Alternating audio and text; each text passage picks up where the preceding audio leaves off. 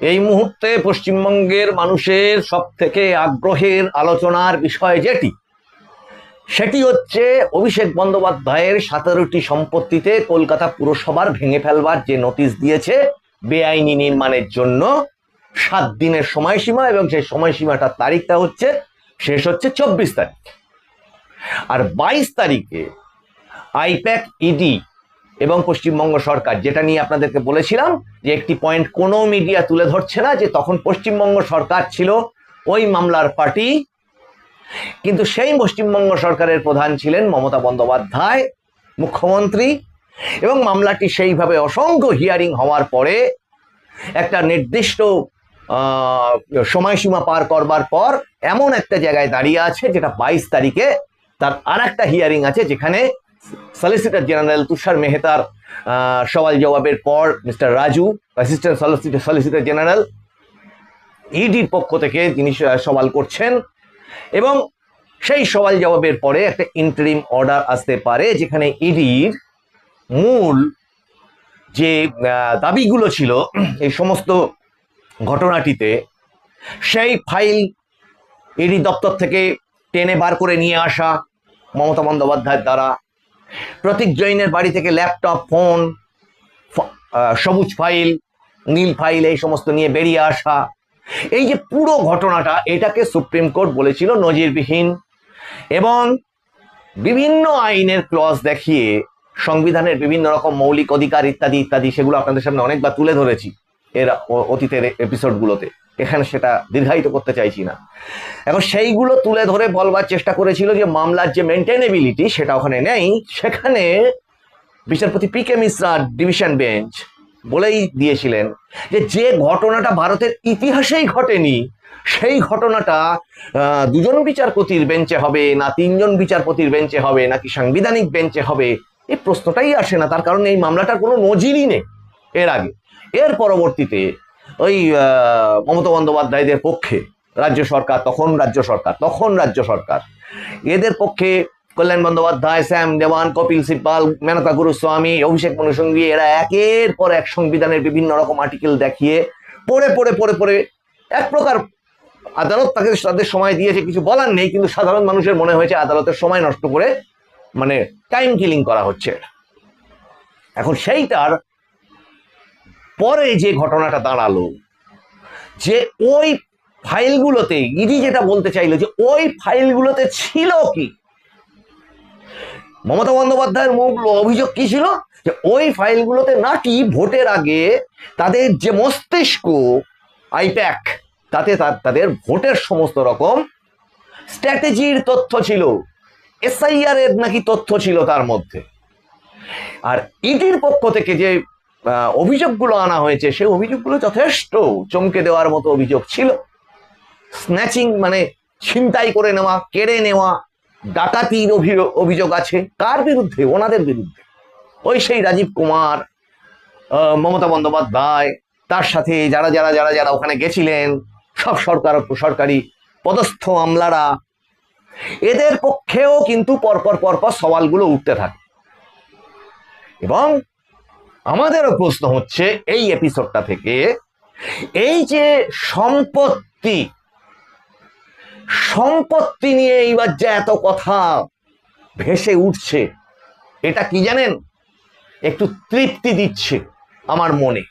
তার কারণ এমন একটা সময় ছিল, গত পিছনের যদি আরো 2 বছর 3টে বছর চলে যান, বিভিন্ন জায়গায় লিখেছি এবং বলবার চেষ্টা করেছি এই সমস্ত এপিসোডগুলো থেকে, যে এই পশ্চিমবঙ্গে যত কেলেঙ্কারি হয়েছে, তার মধ্যে সব থেকে বড় কেলেঙ্কারি, যা হয়তো ইতিহাসে একটা নজির হয়ে থাকবে, সারা পৃথিবীর ইতিহাসের ভিত্তিতে বলছি, শুধুমাত্র ভারতের ইতিহাসের ভিত্তিতে না, যা এতটাই, যা কোটি কোটি কোটি কোটি কোটি যদি এরকম বলতে থাকেন মুখে ফুরোবে না, এতটাই বিপুল বিশাল সেই কেলেঙ্কারি। তাহলে আজকে মশাই আপনি কি বলতে চাইছেন, এটা যদি আপনি বলেন, সেটাই আপনাদেরকে বলবো। এবার এপিসোডটা আপনারা শেষ পর্যন্ত দেখুন। নমস্কার, মানুষের ভাষায় আপনাদের সকলকে স্বাগত। আমি প্রবীর রায়চৌধুরী আপনাদের সাথে। প্রথমেই একটু অনুরোধ করি যে চ্যানেলটিকে একটু সাবস্ক্রাইব করুন, বিভিন্ন দেশ বিরোধী শক্তি এই সমস্ত চ্যানেলগুলোর ওপরে নানান ধরনের ডিজিটাল আক্রমণ ঘটায়, এটুকু আপনাদেরকে জানিয়ে রাখলাম। তার ফলবশত যাতে এই চ্যানেলগুলোর রিচ কমে যায়। দেশ রক্ষার কথা, সত্যের কথা বারবার করে বলছি, কারণটা অনুমেয়। আপনারা যারা দেশভক্ত, যারা রাষ্ট্রবাদী, যারা এই চ্যানেলের পাশে বারংবার দাঁড়িয়েছেন, তাদের প্রণাম জানাই, শুভেচ্ছা জানাই, অনেকের ভালোবাসা দেখি লেখা। আপনাদের আবার বলছি, হাত খুলে লেখুন নিচের মতামত, দেশ গঠনের বার্তা দিন, সমাজ গঠনের বার্তা দিন, সুচিন্তিত মতামত লিখে এই এপিসোডগুলোকে একটু শেয়ার করুন, যাতে আপনার এই যে মতামত সেটা আমাদের এই যে নতুন সরকার গঠন হচ্ছে তাদেরও চোখে পড়ে। এবার আসি আসল কথা। এই যে সম্পত্তির কেলেঙ্কারি, কারণটা কি বলুন তো? আমি একটা বেসিক কারণ দেখাতে চেয়েছিলাম বা এখনো চাইছি, যে যত ধরনের লুট আছে, সব ধরনের লুট করে যে অর্থটা, যে টাকাটা উঠছে, সেই টাকাটা তো আপনাকে ইনভেস্ট করতে হবে কোথাও। আমি মানলাম এটা যদি তিনটে ক্যাটাগরি করে দেন, বড় চোর, মেজ চোর, ছোট চোর, তাহলে বড় চোর পর্যন্ত যে টাকা গিয়ে পৌঁছচ্ছে, সে টাকা বিদেশে আবার চলে যাচ্ছে, গিয়ে বিভিন্ন জায়গায় বিভিন্ন উদ্দেশ্যে কাজে লাগছে। কারণ বসেদের এখানে তো একটা বিদেশি সরকার চালাচ্ছিল, রাষ্ট্রবিরোধী সরকার চালাচ্ছিল। আমি মানে বাংলা মিডিয়াতে প্রথম বলি যে মমতা বন্দ্যোপাধ্যায়দের বসকে, সেটা এখানে না, এই টুকরে টুকরে গ্যাং। শুধু মমতা বন্দ্যোপাধ্যায় দের বলেছি, উনি একা না। এই রাহুল গান্ধী, অখিলেশ যাদব, এই তেজস্বী যাদব, এই যে পুরো লবিটা স্টালিন, মমতা বন্দ্যোপাধ্যায় দিয়ে, আর যারা আছেন ওই বাম, সেই বাম, তাদেরটা তো পুরোটাই বিদেশ। বিদেশ ছাড়া তো তাদের রাস্তাঘাটে আন্দোলনও হতো না, এখনো হয় না। এখন টুকটাক একটু পাল্টেছেন নিজেদেরকে, এই বড়। তা যাই হোক, সবটাই সেই বিদেশ।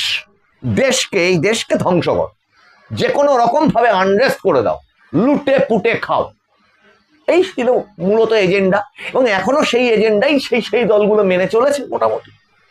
এটা নিয়ে তো কারোর আর সন্দেহ নেই, প্রকাশ্যে এসে গেছে, মানুষ সতর্ক হয়েছে দেশে। এখন এর সাথে জড়িত এই কথাগুলো কেন? তার কারণ হচ্ছে ওই সেই ফান্ডিং আপনাদের সামনে আজকে তুলে ধরতে চাইছি, এমন একটা চেন, এবং তার পরবর্তী পরিণতি কি হতে চলেছে সেটা কি। ধরা যাক সেই বড় চোরের সেই সমস্ত যে এই লুটের টাকা উঠে এসে যে কমিশনের ওই 75-25, এতটা সরলীকৃত করলে হবে না, এর বাইরেও অসংখ্য পার্সেন্টেজের ভাগ বাটারও আছে। ওই যে দেখছেন টোল নিয়ে এত সমস্যা, মাননীয় মুখ্যমন্ত্রী শুভেন্দু অধিকারী পুরোপুরিভাবে নিষিদ্ধ করেছে যে কোনো ধরনের বেআইনি টোল। আরে টোল বেআইনি আর আইনি এটা তো সহজভাবেই বোঝা যাচ্ছে। শুধু দর্শকবৃন্দ, আপনারা অনেক ভিডিও পোস্ট করছেন বিভিন্ন সোশ্যাল মিডিয়াতে, টোল বৈধ না অবৈধ, সোজা বিষয় হচ্ছে প্রধানমন্ত্রী নরেন্দ্র মোদী চালু করেছেন ফাস্ট্যাগ সিস্টেম, টোল সেইভাবে সেখানে দেওয়া যায়। এখন এ বাদে বাঁশের মাচার ওপর বসে পড়ে, নদীর ওপর দিয়ে বাঁশের মাচায় বসে আছে যে ছোট্ট কুঁড়ে ঘরের মধ্যে থেকে বাড়ি একটা কুপন দিচ্ছে, সেটা কোথার থেকে বৈধ হতে পারে?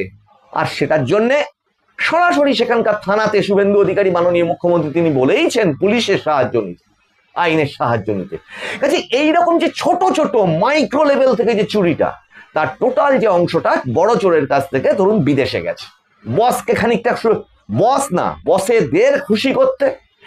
আর এই যে ইন্ডি নামে পিন্ডি জোট তৈরি হয়েছে, কোট আনকোট, পিন্ডি কথাটায় কোট আনকোট দিলাম, এটা মানুষজন বলছে এই ভাষাটা।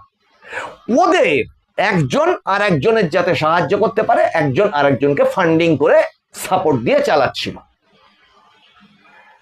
এই যে যদি একটা নেক্সাস বলি, আবার ওখান থেকে আর একটা টাকা ওই যে এখান থেকে উঠে ওই বিদেশি বসেদের কাছে যাচ্ছে, সেই টাকা ছড়িয়ে পড়ছে বিশ্বব্যাপী বিভিন্ন রকমের সন্ত্রাস এবং জেহাদিমূলক কাজকর্মে।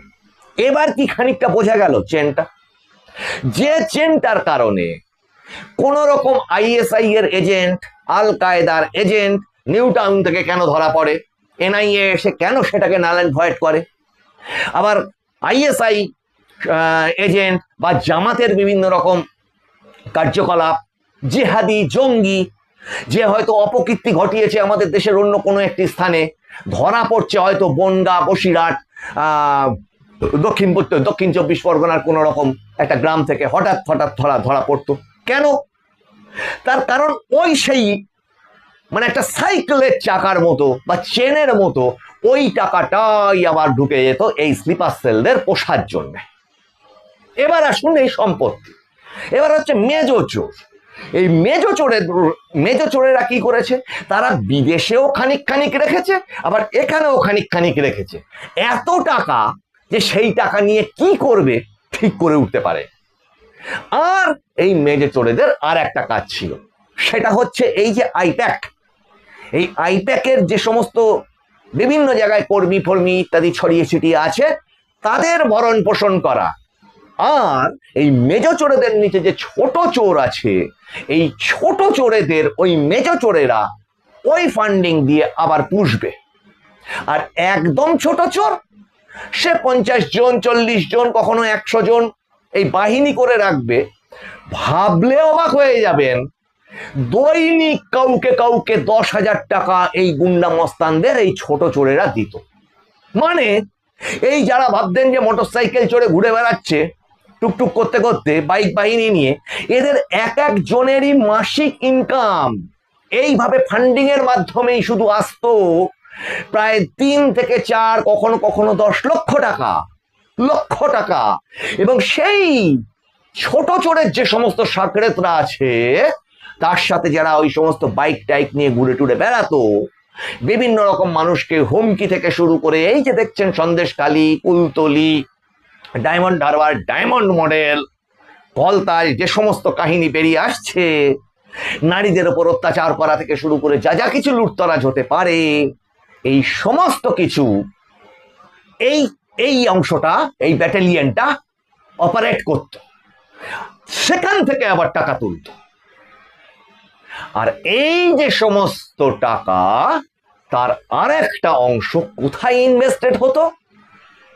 স্মার্ট ইনভেস্টমেন্ট এরা জানে না, পারতো না। এটা আমি আপনাদেরকে বলছি, গ্রামে গ্রামে খোঁজ নিন, এদের একটা দুটো ইনভেস্টমেন্টের উদাহরণ দিলে বুঝতে পারবেন। আপনি ভাবতে পারছেন যে আজকে তৃপ্তিটা লাভ করছি এই কারণে যে এই জমি কেলেঙ্কারিগুলো সাধারণ মানুষের সামনে এবার উঠে আসছে খাস কলকাতা থেকে।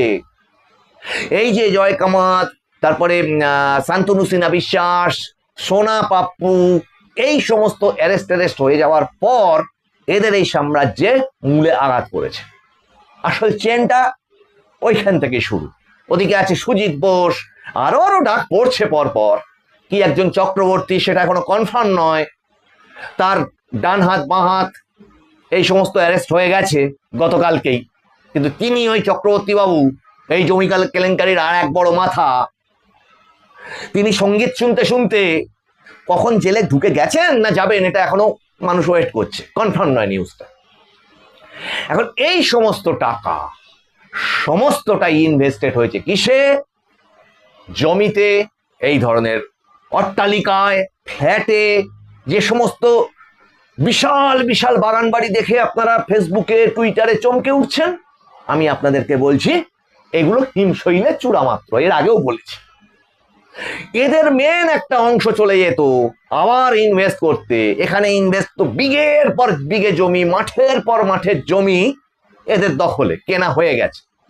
ফলত গ্রামাঞ্চলে যারা বাস করেন, খেয়াল করে দেখবেন গত অন্তত 10 বছর এটা আরো বেড়েছে, যে প্রত্যন্ত গ্রামে ট্রেনে করে যেতে গেলেই একটা মানে কমিউনিকেশনের এতটাই ডিস্টার্ব, বাস নেই, টোটো নেই, অটো নেই, যেতেই অনেকটা টাইম লেগে যাবে। সেখানে গিয়ে যদি আপনি জমি দর করছেন, সেখানে জমির দাম বলে দিচ্ছে কত? 14 লাখ টাকা, 15 লাখ টাকা, 20 লাখ টাকা কাঠা। সন্দেহ হতো যে কেন এখানে আছে এটা, এই চতুর্দিকে ক্ষেত, সন্ধে নেমে গেলে অন্ধকার, এখানে মানুষ এত জমির দাম, যার দামটা হচ্ছে কেন? তার কারণ সেটাই হচ্ছে ওই জমি জিহাদ, ওই জমি অ্যাকোয়ার করে রেখে দেওয়া, আর কাউকে ঢুকতে না দেওয়া, বিক্রি না করতে দেওয়া, আর হিন্দুকে তো নয় এই জায়গাটা। এবং চতুর্দিকে বিভিন্ন রকমের খাদান, ইট ভাটা, এই সমস্ত ছিল এদের মূল ইনভেস্টমেন্টের জায়গাটা। আর টাকা রোল হয়, কয়লা এসে ওই ইট ভাটাতেই ঢোকে মেনলি। কাজে ওই ইট ভাটা গুলোকে এবার নজরে আনার দরকার, যদিও নজরে আছে অলরেডি। কোথায় কোথায় কত সব ইট ভাটা গজিয়ে উঠেছে নতুন নতুন, অবৈধ, সব নজরে আছে। আপনাদের সামনে এইটা বললাম এতক্ষণ ধরে এই কারণে যে শেষ একটি খবর দেব। ওই ফাইলগুলোতে কি ছিল তাহলে? এই যে বিপুল কেলেঙ্কারি, এই বিপুল সন্দেহ করা হচ্ছে, সূত্রের খবর, যে ফাইলের জন্য তৎকালীন সিটিং মুখ্যমন্ত্রী সকালবেলা ঘুম থেকে উঠে সরকারি সমস্ত কাজ ফেলে দিয়ে ছুটে চলে যেতে হচ্ছে, এবং বেছে বেছে নির্দিষ্ট নির্দিষ্ট সেই সমস্ত ফাইলগুলোকে টেনে বার করে নিয়ে আসতে হচ্ছে। কি ছিল সেই ফাইলে? কিছুই দেখেননি। শোনা যাচ্ছে সূত্রের খবর, ওই যিনি বা যার দপ্তর নাকি ওই ভাঙার অর্ডার দিয়েছে তার সব কন্যাদের দুবাইতে বিশাল বিশাল, কারোর 35টা, কারোর 5টা, কারোর 10টা সব রিসর্ট। আর এর সাথে আপনাদেরকে বলেছি সারা ভারতবর্ষ জুড়ে দেখুন, কোথাও ত্রিপুরা, কোথাও উত্তরপ্রদেশের বিভিন্ন জায়গায়, দক্ষিণ ভারতের বিভিন্ন জায়গাতে যেখানে যেখানে ইন্ডিয়া জোটের নেতা নেত্রী ইত্যাদিরা আছে, কংগ্রেস, সমাজবাদী পার্টি ইত্যাদি, সেখানে সেখানে গিয়ে এরা আবার ইনভেস্ট করেছে, জমি, রিসর্ট, টুরিস্ট প্লেসে বিভিন্ন রকমের ইনভেস্টমেন্ট। যার না বীরভূমে যে সমস্ত রিসর্ট তৈরি হয়েছে সেসব দেখে তো মানুষ চমকে উঠছে। তার মধ্যে স্টেডিয়াম, এটা তৃণমূল নেতার নাকি স্টেডিয়াম। বাগান বাড়ি টাড়িগুলো তো সুইমিং পুল, এগুলো দেখে তো মানুষ খানিকটা একটু চোখ সইয়ে নিয়েছে। ওর নিজেরা গ্রামে জানতো যে যার গ্রামে যে বাস করে সে তো আগে জানবে। কিন্তু এবার আসতে চলেছে আসল সেই বিস্ফোরক সময়, যে সময়টা আমাদের কাছে সূত্রের খবর যে এসব অ্যারেস্ট পরে হবে, আগে সে বিস্ফোরক তথ্যটা আসুক। কেঁপে উঠবে তো সারা বাংলা, কেঁপে উঠবে সারা ভারতবর্ষের মানুষজন। মানে কি, যে হ্যাঁ এত কিছু ছিল সেই ফাইলগুলোতে। তদন্ত তো হবে। এবার সেই তদন্ত আদালত কিভাবে করায়, কবে ভিতরে ঢুকিয়ে করায় জেলের ভিতরে, না বাইরে থেকে আগে সমস্ত জাল গুটিয়ে নিয়ে তারপর হয়, সে সমস্ত আপনারাও অনুমান করুন, আমরাও অনুমান করি। আর অধীর আগ্রহে আমরাও যেমন এই সমস্ত বিষয়ের উপর তাকিয়ে আছি, আপনারাও নজর রাখুন মানুষের ভাষার পর্দায়। মানুষের ভাষা সবার মনের কথা বলে। আপনাদের সঙ্গে আবার দেখা হচ্ছে। এই রিকোয়েস্ট রেখে একটু সাবস্ক্রাইব, লাইক, শেয়ারটা করুন, কমেন্ট লিখুন। সামনের এপিসোডে আরো অনেক গুরুত্বপূর্ণ তথ্য নিয়ে হাজির হব। নমস্কার।